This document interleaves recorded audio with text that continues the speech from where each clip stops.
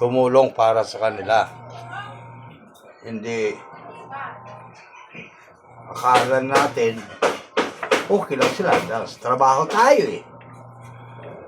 Wala. Kailangan magtulungan, ganyan. Hindi porke naglalaba ka, nagsasaing ka, nagluluto ka ng ulam mo, andres ka na.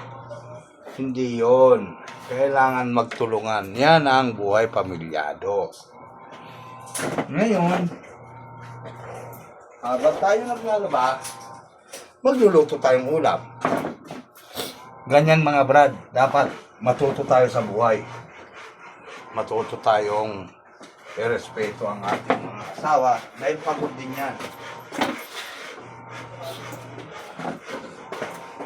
Sila, hindi nila masabi sa atin na pagod na sila kasi alam nila pagod tayo sa trabaho. Yun. Pero ang dapat isipin natin sa araw-araw napapagod din yan.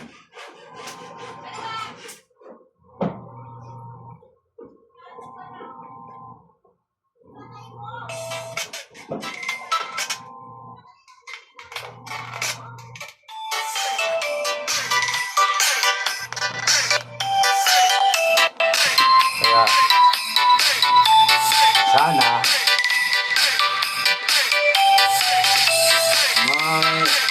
ako natuto lang din sa panonood ko sa FB yung asawa niya naghahanap buhay, naglalamog, pero tinutulungan niya yung asawa pagdating, pagod, alaga ng bata. Kaya ganun din ako. Ayan. Try ko kung kakayanin ko hanggang saan ang kaya ko. Diba? Hindi po tayo. Wala po. Hindi tayo pwede maglalaba tayo para sa pamilya natin.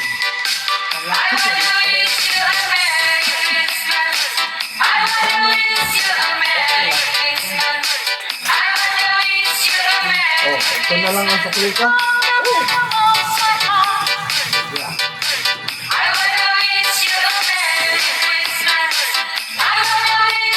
Ay, ganyan ang buhay. Tulungan ang ating pamilya, mga brad. Hindi dapat ikahiya ang ginagawa nila. Hindi natin alam kung nasa trabaho tayo, pagod din yung mga yan. Ano ka na? Ano ka na?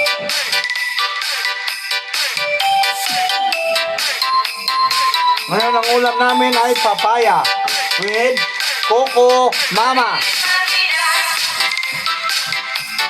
Ang ricado ay isang sibuyas at isang ayan o, mga nilalaman ko. Ang bigat yan. Kaya ba yan ang pamilya nyo? Tawin nyo, ang bigat yan.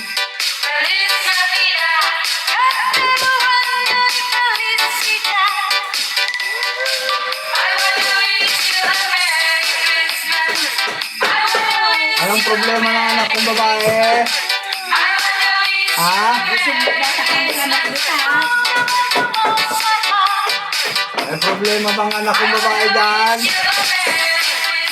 Ha?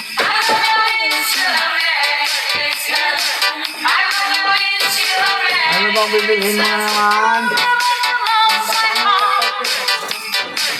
Merry Christmas!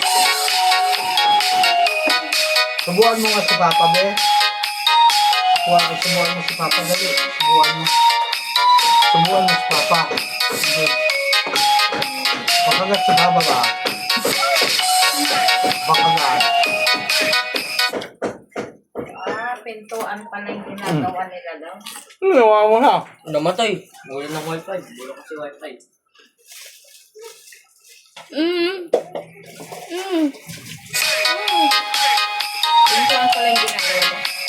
po, pintuan.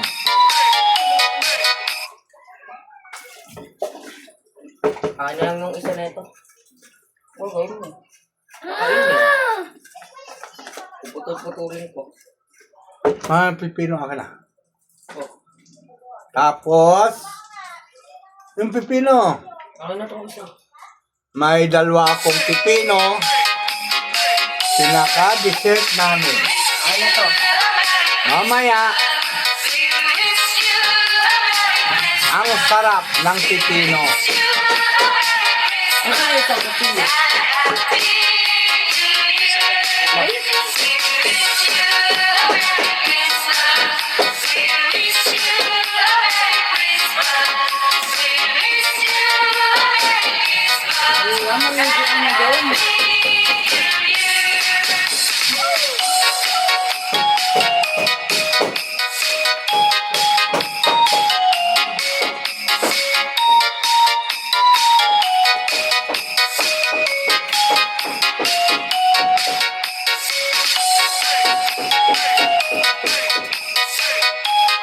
Yung mga asawa natin, napapagod din yan.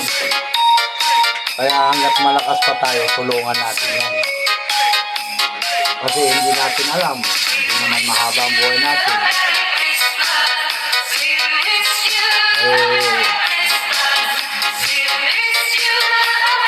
Baka Lagay na si Pak.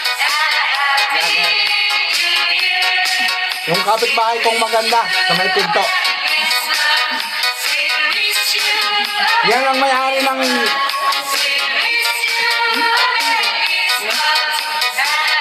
Yan ang may-ari ng Pure Gold.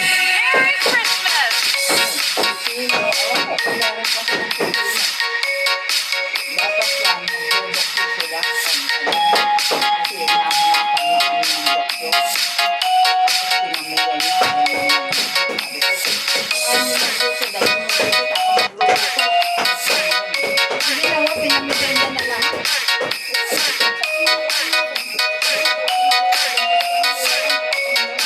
Oo, mga down-down. Talbos ng ayusin. Igisa mo lang sa sardinas ang daon ng sayo, Tiday. Ano pa idodok yun, no? Linting na talaga.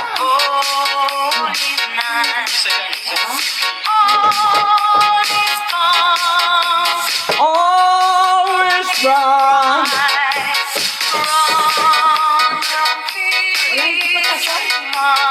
All is fine.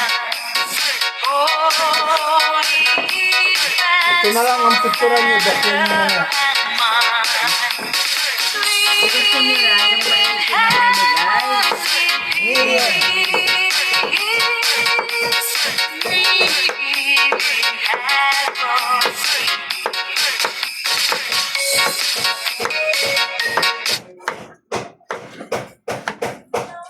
Sa lahat po ng mga tatay dyan, mahalin po natin ang asawa natin. Kasi Okay na to. kuwan na po natin ang buhay yan. Kabukuan na kadugsungan ng buhay natin yan. Huwag nyo pong isipin, porque nagluluto kayo, naglalaba kayo, address na. Ang isipin nyo, nagmamahala kayo, nagtutulungan kayo sa trabaho. Lulong ko lang. Mo, sa inyo lang. Ito na. Dapat binalatan mo yan eh. Oo yun, masarap yun. Oh, tapos binibigay mo kay mama mo? Gagawa ko ang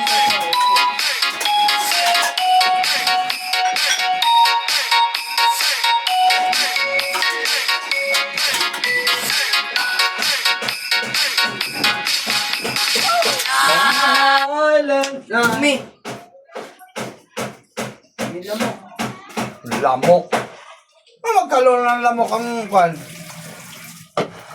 Ay, ang dami! Anong lamok? Saan makapasok yan?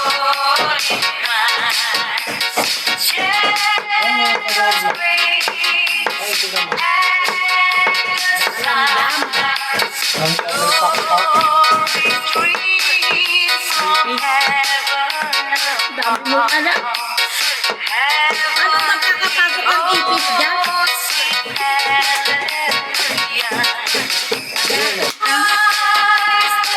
Lagi po natin tatandaan, mga father. Hindi porke naglalaba at nagluluto tayo habang naglalaba, andres na. Yun o, kasalaan. Ay, puta. Bakit tinapon? Wala nang ano?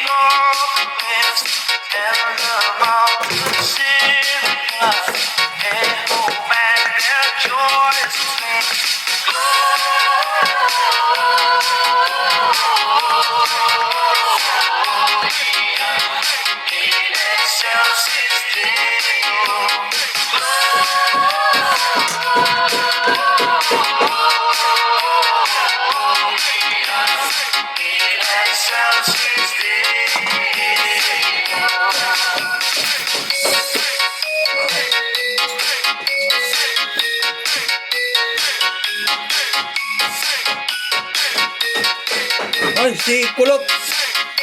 Bakit?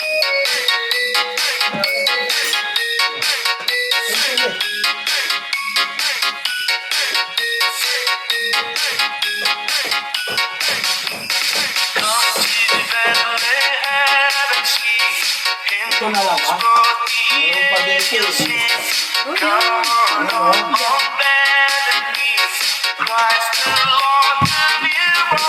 Tinapon mo naman. Yung,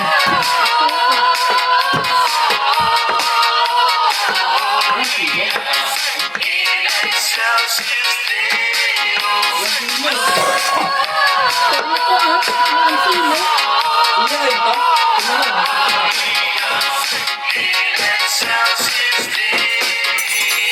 Dapat kasi lagay sa lagayan yun, plastic na ano. Ano, ganyan. Kakadiri. Pinto namin eh. Saan ka pa? ito yung ulam namin. Papaya. 5 piso, ay 5 piso. Papaya. Uy, 5 piso. Tagaluwaloy.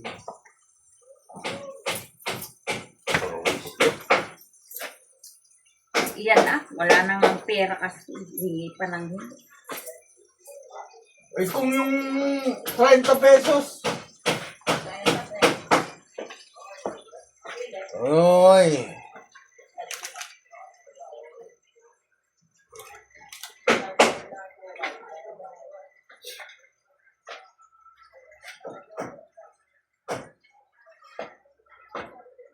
Sige na, babay na.